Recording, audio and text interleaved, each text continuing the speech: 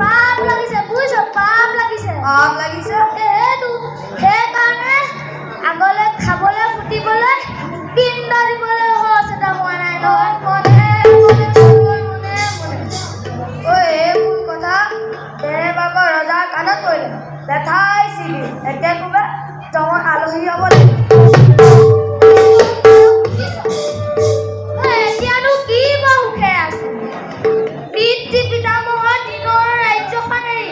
কিমান যে বেজাৰ লাগিছে সেইটো আমিহে জানো যোৱা 5 বছৰ ধৰি অনাবৃষ্টিৰ ফলত আমি সাধাৰণ প্ৰজাজনে কি জীয়াটো ভুগিছো সেই খবৰ যা হৈ ভালেনে